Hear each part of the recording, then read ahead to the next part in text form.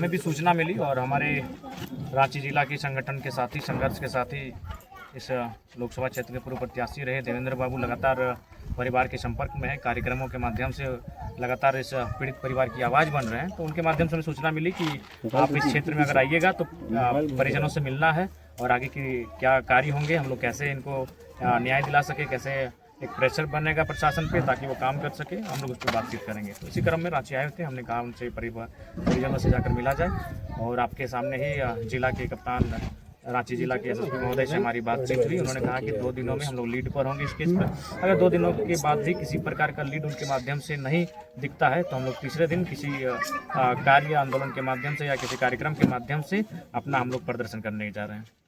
Police की कार्यशैली को आप इस पूरे मामले में किस तरीके से देखते हैं? देखिए, पूरे प्रदेश में ही जो पुलिस की कार्रवाई रही है वह संतोषजनक नहीं रही है। आप कहीं भी जाकर देख लें, इस प्रकार की जो भी घटनाएं घटित होती हैं उसमें पुलिस की कार्रवाई माने काफ़ी उदासीन रहती है। अगर उनकी कार्रवाई आक्रामक होती है, एग्रेसिव होती है, तो इस प्रकार की घटनाएं करने से पहले लोग 4 बार सोचते हैं। इससे पहले घटना घटी जिसमें रामगढ़ से बच्चे को बरामद किया गया, तो आखिर उन लोगों का मनोबल बढ़ा क्यों है? बढ़ा इसलिए है कि पुलिस की कार्रवाई कहीं कहीं जो मीडिया में हाईलाइट होता है तो उस पर एक्शन होता है, प्रतिक्रिया होती है, लेकिन जो चीज़ मौन हो जाती है फिर उस पर कोई कार्रवाई तक नहीं हो पाती है। इसके लिए उनकी उदासीनता महत्वपूर्ण कारण बन गई है। अपराधियों को लगातार अपराध करने की छूट मिल रही है, जिस कारण आज इस प्रकार से वो अनियंत्रित हो गए हैं।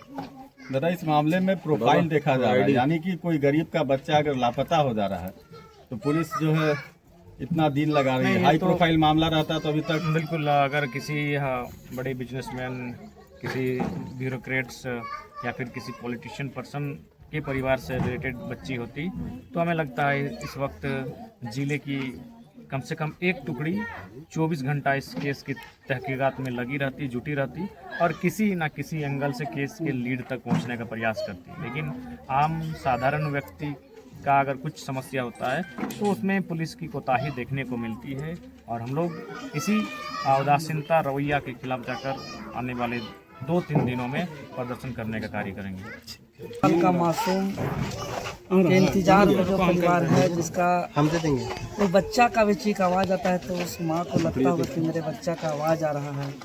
कहीं फोन रिंग भी बजता है तो लगता है माँ को कहीं से खबर आ रहा है। और अभी तक प्रशासन की तरफ से कोई ठोस कार्रवाई और ठोस अभी तक संतोषजनक कोई बातें नहीं बताई है, तो निश्चित तौर पर यह लापरवाही है।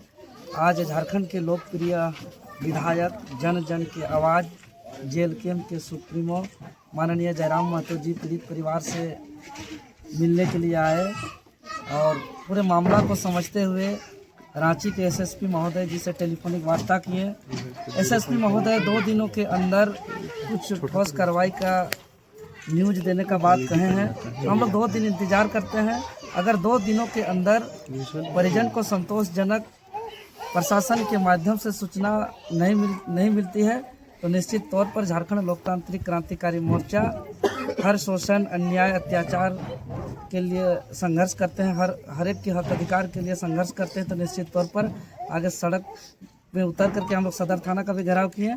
आगे अब हम लोग और सड़क पे उतर करके आंदोलन करेंगे। ठीक।